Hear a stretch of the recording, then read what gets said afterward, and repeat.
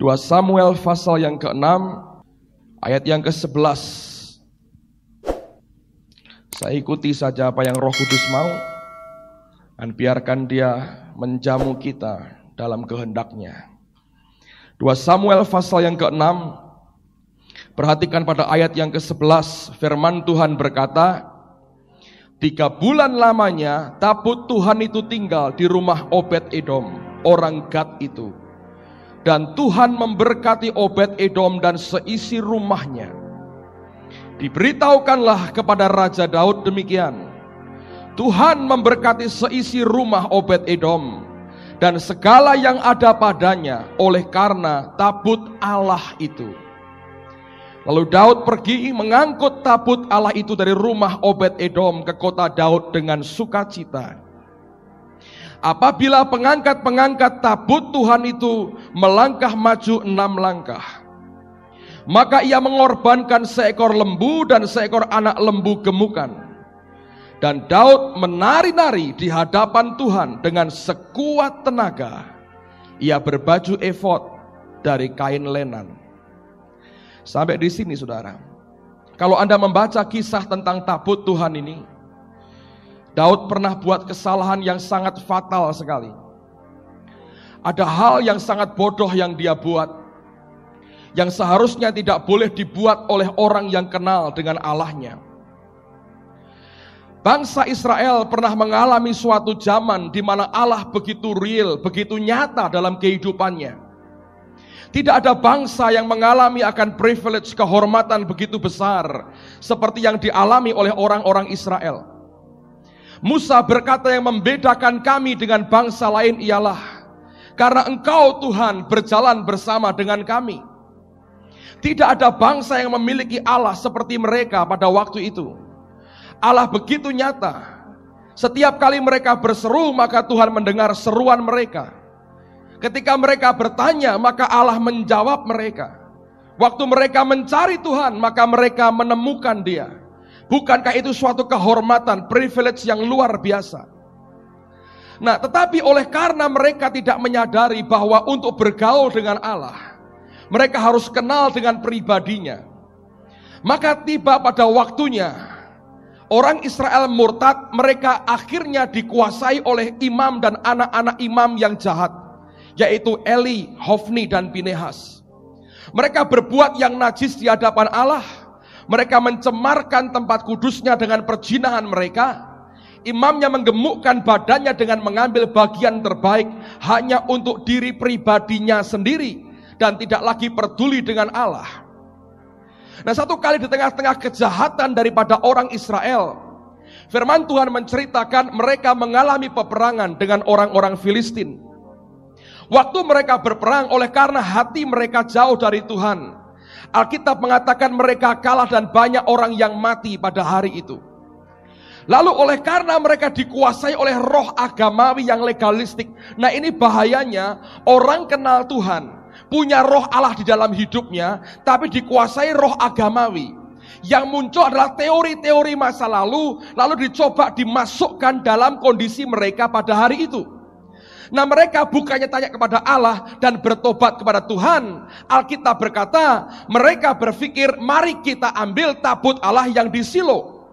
Nah, mereka dulu merasa, mereka tahu dulu kemanapun tabut ini pergi, membawa kemenangan kepada orang-orang Israel. Nah, oleh karena pikiran mereka dan hati mereka dikuasai roh agamawi dan legalistik semacam itu, akhirnya mereka membawa tabut Allah itu tanpa bertanya kepada Tuhan. Alkitab menceritakan waktu tabut itu dibawa, orang Israel bersorak-sorai sampai bumi gemetar. Dengerin baik-baik, penampakan fisik kita tidak menjamin apapun bahwa hati kita berkenan di hadapan Dia, saudara. Waktu mereka bersorak-sorai, orang Filistin ketakutan. Tapi akhirnya mereka kuatkan hati mereka, mereka berperang. Hari itu yang mati di antara orang Israel jauh lebih banyak. Dan bahkan tabut itu kemudian dirampas ke tanah Filistin.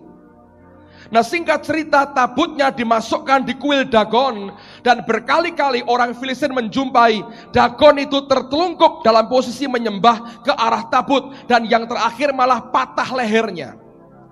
Lalu kemudian Allah menekan orang Filistin, menghajar dengan borok, menghajar dengan berbagai macam malapetaka. Mereka begitu ketakutan, mereka panggil tukang-tukang nujum, mereka panggil dukun-dukun mereka. Mereka bertanya, ada apa yang sebenarnya?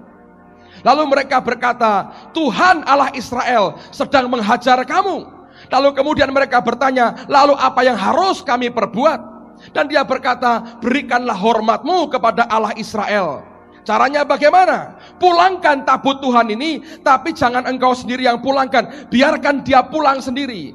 Lalu oleh karena nasihat para dukun, apa yang dibuat saudara? Mereka menyiapkan kereta baru, ditarik dengan 2 ekor lembu.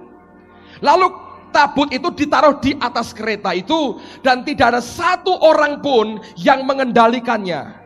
Semua raja Filistin hanya ikut di belakang, mengikuti kemana lembu itu bergerak. Dan mereka berkata begini, kalau seandainya lembu ini masuk kembali ke tanah Israel, memang Allah Israel yang selama ini menekan menghajar kita. Tapi kalau tidak, ini hanya kebetulan saja.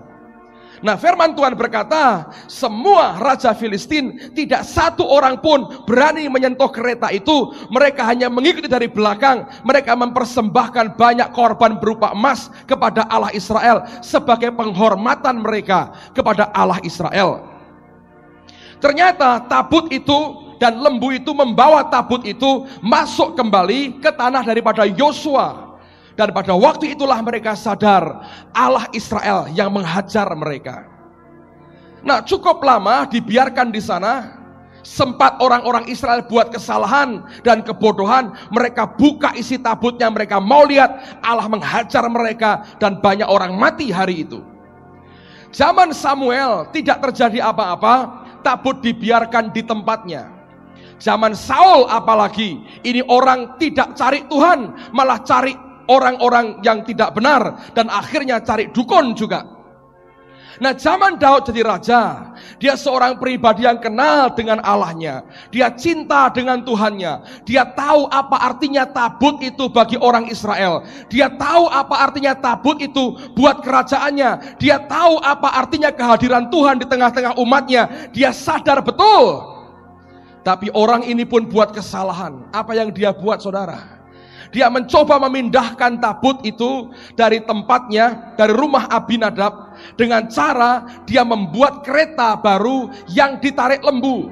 Sepintas kita berkata, loh kan bagus yang dibuat oleh Daud, ini kereta baru. Dengerin baik-baik, itu bukan perintah Allah. Tabut Tuhan tidak pernah boleh diangkut dengan apapun, kecuali ada orang-orang imam-imamnya yang mengangkut tabut itu harus diusung oleh imam-imam pilihannya Allah. Dan yang kedua, yang dibuat oleh Daud adalah konyol sekali. Dia memperlakukan Tuhan seperti orang Filistin yang kafir itu memperlakukan Allah. Nah, gereja akan mengalami kesulitan besar. Orang Kristen Anda dalam bahaya besar kalau engkau memperlakukan Allah seperti orang kafir memperlakukan Tuhan. Dulu mungkin sebelum kita bertobat dan terima Yesus, kita nyembah berhala. Lalu kita sekarang ikut Tuhan. Jangan perlakukan Allahmu seperti berhalamu dulu. Engkau berpikir kalau berhalaku tidak aku beri makan, tidak ada nasi goreng pada hari tertentu, tidak ada ayam goreng, tidak ada sambal pete, lalu dewaku akan marah. Mungkin dewamu suka sambal pete, saudara. Tapi Allah tidak bisa disuap dengan apapun. Jangan pernah perlakukan Tuhan seperti kita memperlakukan dewa kita, atau seperti orang kafir memperlakukan akan dewa-dewanya. Dan kesalahan yang dibuat Daud itu, lihat, bukan hanya dia memperlakukan seperti orang kafir, dia lebih kurang ajar lagi. Usa dan Ahio, Alkitab berkata, mereka drove, mereka kendarai kereta itu. Orang Filistin paling tidak berani mengendalikan Tuhan. Orang Israel mengendalikan Allah. Tuhan diatur, mesti begini, mesti begini, mesti begini, mesti begini, caranya mesti begini, time-nya mesti begini. Siapa yang jadi Tuhan kalau begitu? Nah, akibatnya lembunya hampir tergelincir, pasti. Kalau manusia mulai mengendalikan dirinya sendiri, apalagi mencoba mengendalikan Tuhan, kita manfaatkan Tuhan, kita memakai Allah, engkau pasti tergelincir. Nah, waktu tergelincir bukannya bertobat, tangan diulurkan untuk menolong.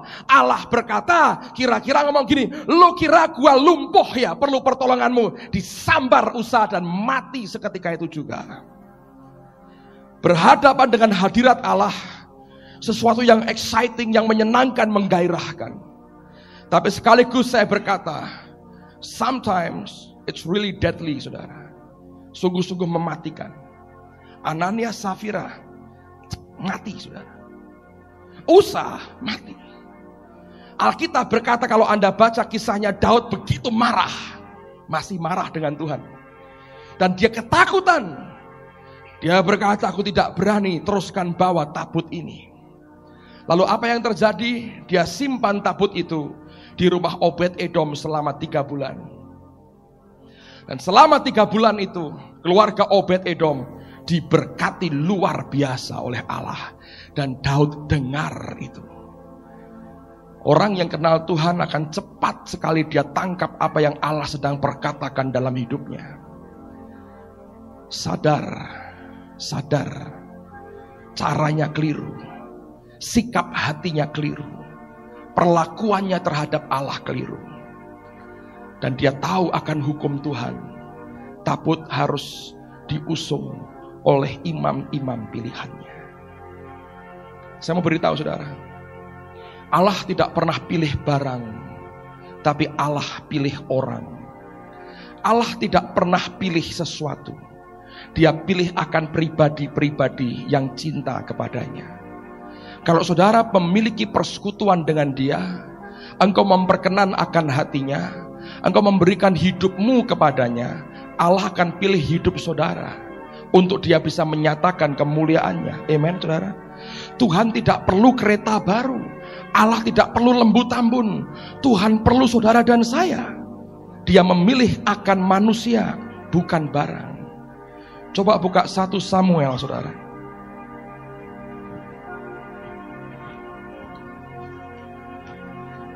Pasal yang ketiga, ayat yang ke-21. 1 Samuel pasal 3, ayat yang ke-21. Dan Tuhan selanjutnya menampakkan diri di Shilo. Ini waktu itu masih zaman Imam Eli, saudara. Kenapa dia menampakkan diri di Shilo? Sebab ia menyatakan diri di Shilo kepada siapa? Samuel, dengan perantaraan firman-Nya. Oleh karena satu orang yang bernama Samuel, Alkitab berkata Allah menyatakan dirinya lagi. Saya kagum dengan apa yang Tuhan buat, saudara. Lewat orang-orang, dan tidak banyak orang, 1-2 orang yang hatinya berpaut total ke Dia. Saudara, lewat orang itu sekitarnya akan merasakan Tuhan dan bertemu dengan Tuhan. Saya kemarin tengokin Pak Thomas, ya, ayah dari saudari Ribka, di Ungaran. Saya lihat kalau satu orang jenius saja, akibatnya bisa besar. Pak Thomas dirawat kakinya di tempat Dokter Timotius, ada klinik di Ungaran. Turun dari mobil dengan beberapa teman, saya lihat akan ada tulisan di situ, jam besuk sampai jam 9 malam. Dan saya lihat bangunan yang bagus, 2 lantai, tempat ruangan untuk para pasien. Dokternya sedang ke Jerman, perawatnya ada. Yang setahu saya itu kalau pasien di situ antri begitu panjang. Anda harus antri, harus booking beberapa minggu sebelumnya karena penuh sekali pasiennya. Saya merenungkan sesuatu karena itu masuk di hati saya. Bayangkan kalau satu orang saja sekolah di Jerman, jenius, ahli sekali, pulang Indonesia. Satu orang, saudara. Satu klinik yang begitu luas, yang cukup luas dan besar. Dia mau bangun yang lebih gede lagi. Anda akan kagum kalau jadi. Satu orang. Di Jerman saya lihat begitu banyak dokter pinter-pinter, saudara. Dia mungkin satu di antaranya, tapi orang ini bedanya dia pulang Indonesia, do something dengan otaknya, brilian. Lihat klinik itu jadi. Anda bayangin berapa belas keluarga dia hidupi, berapa ribu pasien dia tolong. Desa yang tidak terkenal di seluruh Indonesia. Gara-gara siapa? Satu orang. Dia ambil keputusan yang tepat. Hari ini kalau masih di Jerman, mungkin tidak seperti yang terjadi hari ini. Lihat akan hidup kita. Alkitab berkata Allah menampakkan diri lagi di Silo. Sudah lama mereka gak pernah dengar suara Tuhan. Gak ada nubuatan, gelap semuanya. Orang datang kepada Samuel, kepada Eli, bingung gak ngerti apa-apa. Hana berdoa, mulutnya komat kamit diperhatikan sama Eli. Dikira orang mabuk, saudara. Ini imam gak ngerti roh Tuhan sama sekali. Bagaimana dia menyampaikan demikianlah pesan Tuhan, gak ada itu. Tapi tiba-tiba Allah menampakkan diri kembali. Sebab Alkitab berkata Allah menyatakan diri kepada Samuel. Satu orang cukup, saudara. Hidup di dalam ketaatan, hidup dipersembahkan bagi dia. Engkau akan lihat hasil yang luar biasa. Coba buka Ibrani pasal 11.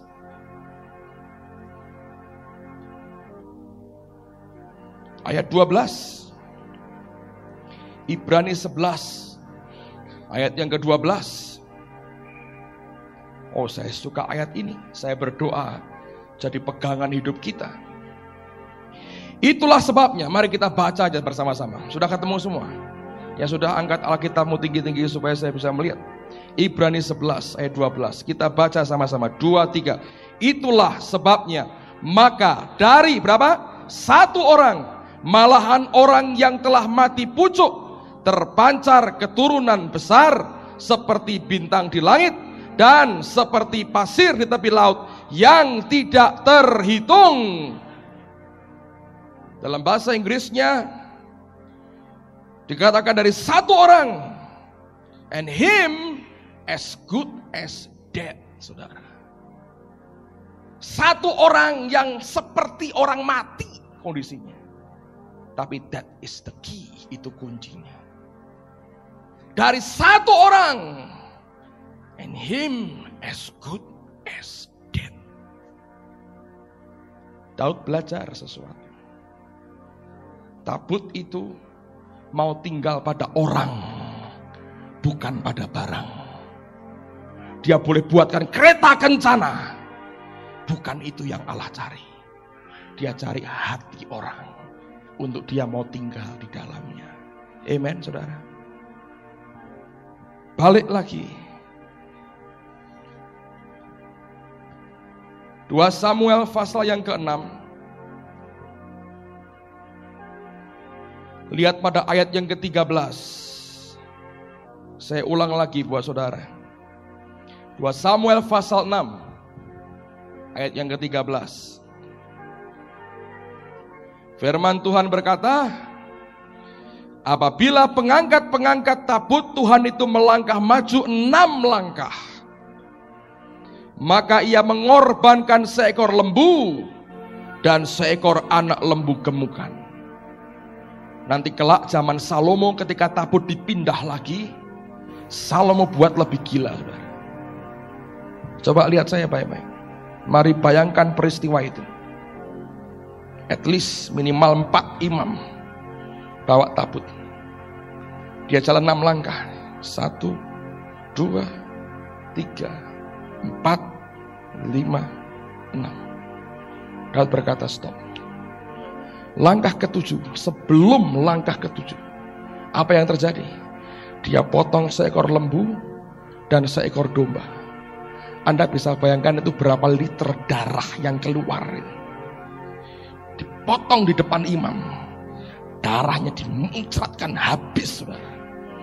Di depan imam ini genangan darah.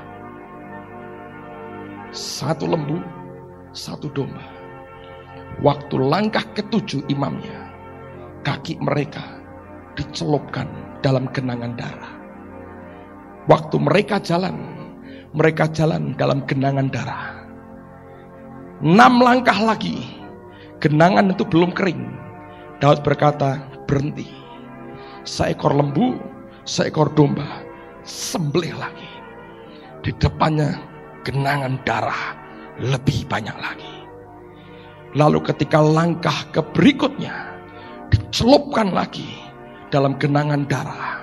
Semuanya. Ketika dia jalan, jejak telapak kaki yang berlumuran darah. Dia jalan pada genangan darah sampai ke tempat yang Daud tuju. Imamat berkata, the life is in the blood. Kehidupan itu ada di dalam darah. Tabut dan hadiratnya akan bergerak kalau ada hidup yang dipersembahkan di hadapan Tuhan. Amen, saudara. Salomo buat lebih gila lagi. Coba buka sama-sama 2 Tawarikh pasal 5.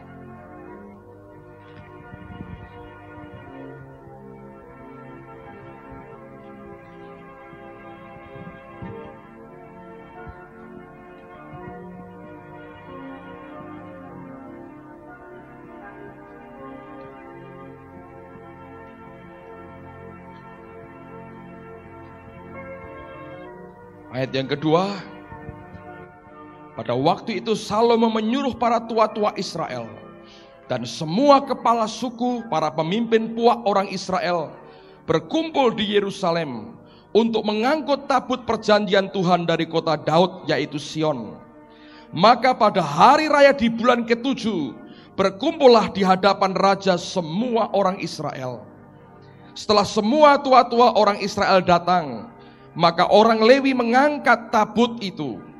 Mereka mengangkut tabut itu dan kemah pertemuan dan segala barang kudus yang ada dalam kemah itu.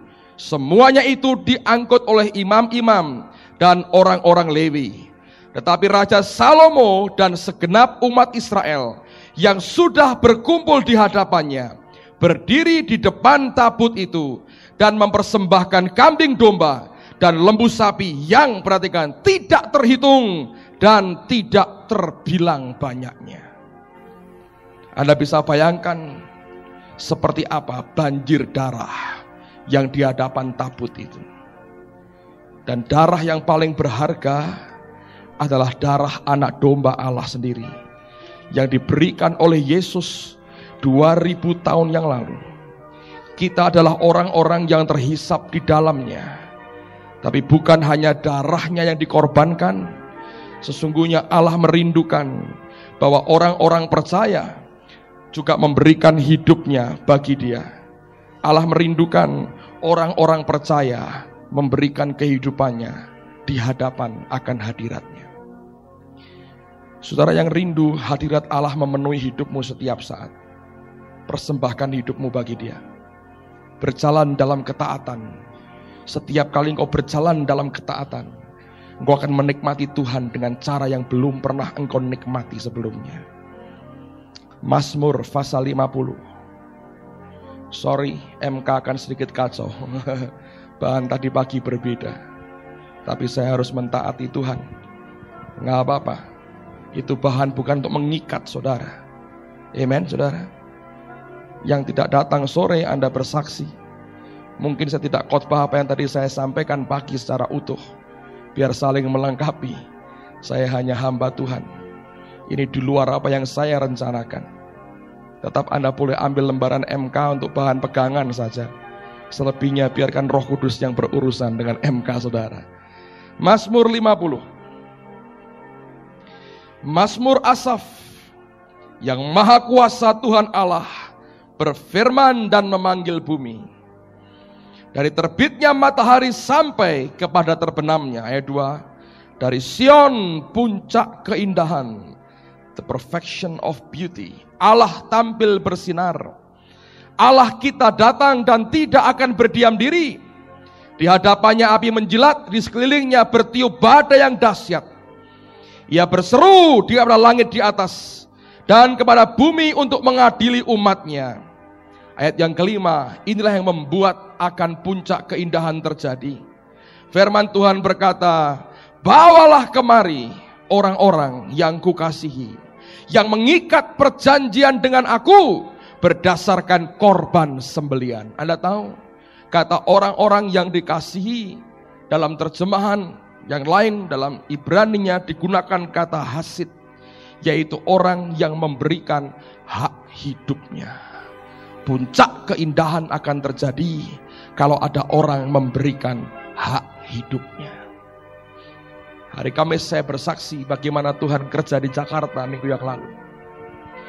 Saya bergumul cukup lama sebetulnya ketika Tuhan berkata kepada saya, buat seminar di Jakarta tentang hidup dalam roh.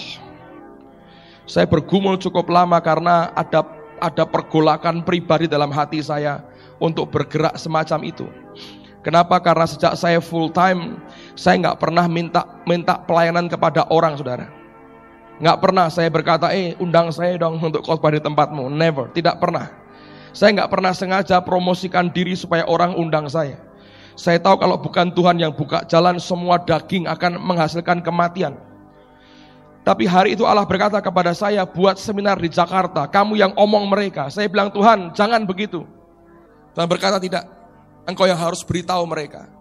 Anda tahu pergumulan saya begini, saudara. Saya mengerti dengan hati sedih saya harus berkata, hari ini banyak orang jadi hamba Tuhan lalu cari duit, saudara. Ya, orang daerah ke Jakarta cari duit. Orang luar negeri datang Indonesia cari duit. Pertamanya murni. Begitu kena duitnya orang Kristen Jakarta atau Indonesia, silau matanya, mau pulang lagi. Dengan cara apapun dia mau balik karena duit sebetulnya. Dan saya ngomong terus terang, Anda jemaat di sini. Dan apakah orang Jakarta tidak tahu? Oh tahu, saudara. Banyak hamba Tuhan senang dikasih duit sama pengusaha. Saya mau beritahu, most of them, sebagian besar ngetes sebetulnya. Uang cerita sama saya, Pak, habis tak kasih uang kok langsung berubah. Saya ketawa. Ini teman baik saya. Anda jangan pikir, wih aku diberkati, dites. Setelah itu ngomongnya tak tetap keras, tetap radikal atau melunak. Oh gak apa-apa, proses, sabar. Apa nih saudara? Kena duit, cek, dilundung. Nah sekarang saya Tuhan bilang, kamu buat di Jakarta. Gua mau ngapain di Jakarta? Ntar orang berkata cari duit. Ini gak ada, Petrus Agung sudah sepi, gak ada pelayanan, cari duit katanya begitu. Saya bergumul hanya soal itu saja. Saya uji hati saya tengkingi semuanya. Dan saya bilang kalau boleh pilih, jangan Tuhan. Dia berkata buat itu. Dan akhirnya Tuhan tahu hati saya. Dan menurut saya baik yang dia buat. Tuhan tolong saya dengan cara begini, saudara. Dia berkata baik, kamu pergi. Tapi semua ongkos yang kamu keluarkan dan timmu, baik itu untuk tiket, untuk hotel, bayar sendiri. Nah saya mau kalau begitu. Ya, saya nggak membebani siapapun. Saya nggak harap mereka ganti ongkos makan saya. Kalau teman-teman mau saya ajak makan, kita bayar sendiri. Saya nggak minta mereka bayar nasi goreng mereka atau sapo oriental mereka. Saya nggak minta mereka bayar, kita bayar sendiri. Bagus kan saudara? Saya telepon teman di Jakarta yang saya tahu. Saya bilang, mau nggak kamu buat? Dan mereka akhirnya lakukan itu. Waktu Pak Yusak khotbah di sini, mereka datang satu rombongan. Saya ajak mereka meeting siang itu. Saya cerita apa yang Tuhan bicara pada saya. Saya buat 3 bulan, tiap bulan 3 hari. Waktu mereka cari tempat, orang-orang Kristen lain berkata begini, kalau buat seminar di Jakarta jangan 3 hari. Hari ketiga sepi, gak ada orang datang. Orang Jakarta hanya tahan 2 hari. Saya bilang saya tetap mau buat 3 hari. Oh Pak, ini hanya masukan, ya masukan keluarkan lagi. Saya bilang, saya mau Tuhan dimuliakan buat 3 hari. Nah singkat cerita kami buat 3 hari, kami sewa di Jakarta Design Center. Gak terlalu gede saudara. Kira-kira mungkin hanya 400 sekian orang bisa ditampung di situ ya. Dan sekali pakai kita mesti bayar 1,5 juta untuk hanya 3 jam. 3 hari berarti sekitar 4,5 juta harus dibayar. Dan panitia sudah korban dan sebagainya. Saya bilang saya hanya butuh 200 orang. Gak usah publikasi, main telepon, cari orang yang haus dan lapar, yang mau. Gak usah masuk koran, radio gak usah, main telepon aja, cari teman-temanmu yang haus dan lapar. Tapi ternyata sampai dengan hari kami mulai seminar, hampir 2 kali lipat yang datang, saudara. Itu pun masih sekian puluh orang ditolak terpaksa karena mereka mepet daftarnya. Nah, saya belum pernah mengalami seperti yang kami alami di Jakarta itu. Hari pertama, dari mulai session pertama, hadirat Tuhan begitu luar biasa. Seperti hari ini saya pimpin dari awal, saudara. Itu bukan hal yang simple, saya tahu menghabiskan energi saya luar biasa. Nah, pada waktu itu Roh Tuhan kerja dengan begitu manis, begitu indah. Nah, hari pertama semua kami merasakan hadirat Tuhan, dan makin hari hadiratnya makin tebal dan makin kuat. Sebetulnya secara jujur, sejak hari pertama ini pengalaman yang luar biasa. Dan pertama kali dalam hidup saya mendengar langkah Tuhan, saudara. Audible dengan telinga saya. Saya pernah dengar suaranya audible, dan di Jakarta saya dengar langkahnya audible. Allah itu baik kan? Saya khotbah langkah Tuhan di Taman Eden, saudara. Dia beri saya dengar sendiri langkahnya audible. Nah, hari pertama saya nggak nyadari itu. Mimbar kami dari kayu, saudara. Panggungnya dari kayu, nggak terlalu tinggi, kira-kira hanya sekian. Dan itu kecil. Terus ada mimbarnya. Nah, panitia di sebelah sini, ini semua yang ikut seminar. Saya berdiri, saya dengar ada orang jalan di belakang saya. Tek-tek, saya pikir panitia mau bisiin sesuatu, ada pengumuman mungkin. Saya noleh, nggak ada orang. Oh, saya pikir kerungon-kerungonan. Nggak rasa apa-apa, cuma dalam hati kecil saya bilang, kok rada aneh itu langkahnya. Hari kedua, hal yang sama terjadi. Marifat Tuhan kerja dengan luar biasa, rohnya kerja. Hadirat Allah begitu kuat. Orang-orang Katolik, orang-orang HKBP, orang-orang GKI terutama. Mereka bersaksi pada hari kedua itu. Waktu mereka baru masuk gedung itu, mereka cerita seperti orang nginjak awan, ngambang, saudara. Ngambang. Belum kebaktian dimulai, baru masuk gedung, ngambang. Dan mereka bilang belum pernah mereka lihat yang seperti itu. Nah, hari yang ketiga, saya nggak bisa ceritakan, tapi itu di video, saudara. Karena Anda perlu dapat kasetnya 3 hari itu. Itu luar biasa. Seluruh worship kami direkam. Hari yang ketiga, saya belum khotbah, kami lagi nyembah. Itu begitu kuat. Saya rasa Ribka nggak bisa ngulangi lagi, kecuali Tuhan beri yang baru lagi ya. Apa yang dia buat. Dan waktu itulah saya dengar itu langkah itu makin jelas di belakang saya beberapa kali. Waktu saya noleh nggak ada orang, langsung roh saya ngerti, ini Tuhan. Sepertinya Roh Kudus begini, lu minggir, gua ini yang ngurus. Saya mundur, saudara. Detik saya mundur dan saya tahu dia maju. Itu hadirat dicurahkan luar biasa, saudara. Orang nggak bisa ngelihat apa yang terjadi mungkin, tapi orang bisa merasakan sesuatu yang begitu kuat. Kalau saya nggak nyandar tembok, saya rebah. Saya bilang, Tuhan, kalau aku jatuh di sini, seminarnya bubar nih. Jadi saya cari tembok untuk nahan tubuh saya. Tapi itu terlalu kuat sekali. Luar biasa. Teman-teman yang ikut kami di Semarang tahu apa yang saya maksudkan. Kami belum pernah. Kita sering merasakan hadirat Tuhan ya di gereja ya. Hampir setiap minggu kita ngalami hadirat Allah. Tapi yang sekuat seperti di Jakarta itu saya belum pernah alami sebelumnya. Itu membuat shock orang. Lihat. Tuhan suruh saya doakan teman-teman dari Semarang. Satu hamba Tuhan gereja besar datang. Dia lari ke depan. Dia pikir dia diundang. Enggak, saudaraku. Nonton di ujung, dan lihat dengan istrinya melotot apa yang Tuhan buat. Terlalu dahsyat. Saya nggak bisa ngerti apa yang terjadi. Nah, sorenya jam 4 sore. Anak-anak berangkat jam 4 sore, saya mandi jam 4 sore. Mereka doa dulu. Di kamar mandi, di hotel tempat saya nginep, Roh Kudus berkata pada saya begini, nanti kamu ketemu seorang ibu namanya Deborah. Beritahu dia aku mau pakai dia. Nah, selama 2 hari marifat Tuhan kerja. Orang-orang dengan kasus tertentu dipanggil. Dan itu yang aneh-aneh, saudara. Dan bisa tepat sekali. Nah, saya berkata, Tuhan, kalau marifat manggil nama Deborah, gak lucu, saya bilang. Ini orang hampir 400 orang, saya bilang, Deborah, 20 Deborah bisa maju ke depan. Nah, yang mana? Dan gak lucu kalau saya bilang, oh Tuhan berkata, ada nama Deborah. Ya banyak Deborah. Ya kan, saudara? Saya bilang, oh di sini ada nama Yohanes. Nah, mesti banyak nama Yohanes di sini. Gak usah marifat kan, ngawur aja nembak. Kecuali lagi sial aja, gak ada orangnya. Nah itu, sial, saudara. Tanda petik. Roh Kudus berkata pada saya begini, bukan, yang ini berbeda. Orang itu dapat nama Deborah karena hambaku nubuat buat dia. Kamu panggil dan beritahu Aku mau pakai dia. Nah saya lupa. Setelah kejadian hadirat Allah begitu luar biasa. Saya lupa. Session terakhir Tuhan berkata buat doa pengurapan. Saya jelaskan soal pengurapan. Bagaimana gembala mengurapi domba. Supaya gak terganggu oleh lalat gurun. Yang membuat mereka jadi gila. Lalu saya jelaskan singkat sekali. Saya sudah suruh mereka singkirin semua kursi. Saya bagi lagi perempuan sendiri, saudara. Saya minta mereka jadi catchernya. Dan saya bilang roh Tuhan akan kerja cepat sekali. Dan ini akan segera selesai dalam waktu 30 menit. Itu cepat sekali. Nah, saya mendoakan mereka seperti dipindang. Hampir semua. Seperti dipindang. Ruangan itu kayak pembantaian, saudara. Cepat sekali. Nah, beberapa lapis di belakang nggak kepegang. Karena ini orang sudah tumpuk-tumpukan. Kalau saya lompat begini nginjak perutnya orang, saudara. Jadi saya panggil mereka ke depan. Mereka kira-kira 20 orang lari ke depan. Waktu saya berdoa untuk seorang ibu, saya nggak tahu namanya. Tapi setiap mereka ini bagus. Ada badge dan mereka punya nama. Waktu ibu ini jatuhnya pelan-pelan. Slow motion. Jatuh kan tidak pelan-pelan. Slow motion. Nah waktu dia jatuh pelan-pelan, saya lihat itu badge-nya. Deborah V.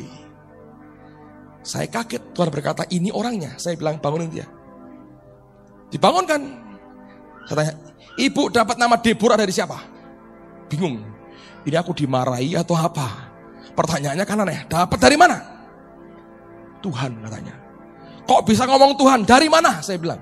Lewat apa? Kok Tuhan ngimpi atau penglihatan atau apa? Hamba Tuhan. Hamba Tuhan ngapain? Nubuat buat saya katanya. Siapa hamba Tuhannya? Bingung, dipikir waduh marah nih. Dia omong sesat kali orangnya. Dia bilang adiknya Pak Yusak, Ibu Nani yang di Cirebon, saudara. Saya ketawa, saya beritahu persis seperti yang Tuhan omong. Dan saya doakan dia, jatuh holy laughter. Terus nangis, ketawa nangis campur, saudara. Istri saya jadi bingung, mau ikut tangis atau mau ikut ketawanya, nyampur akhirnya. Tapi saya belum pernah ngalami seperti itu. Terlalu kuat sekali sudah. Sampai sekarang orang masih telepon saya hari-hari ini. Mereka shock lihat apa yang terjadi. Seperti itu Allah bisa kerja di tengah-tengah mereka. Amen saudara. Sampai dengan hari terakhir saya diralat oleh panitia. Kemarin telepon saya. Sampai hari terakhir. Sebetulnya panitia masih kurang sekitar 7 juta. Itu untuk 3 bulan penyelenggaraan. Sampai September dan Oktober kurang 7 juta. Hari terakhir kita berikan kesempatan orang memberi persembahan. Allah memberkati luar biasa. Terkumpul 13 juta lebih. Tambah beberapa perhiasan. Jadi sekarang ini sampai nanti acara selesai. Ini panitia sudah saldo 6 juta. Saudara. September, Oktober belum sudah saldo. Kalau dibayar semua, September dibayar, Oktober dibayar. Sudah saldo 6 juta. Anda bisa lihat Allah kerja luar biasa. Bukan cari duit saudara. Kami bayar sendiri. Semua ongkos kami bayar sendiri. Tapi Allah melakukan sesuatu yang besar. Saya mau beritahu saudara. Dari mana sumbernya? Hidupmu persembahkan bagi dia. Obedient. Ketaatan. Itu saya. Kalau dalam kehidupan kita belajar untuk taat.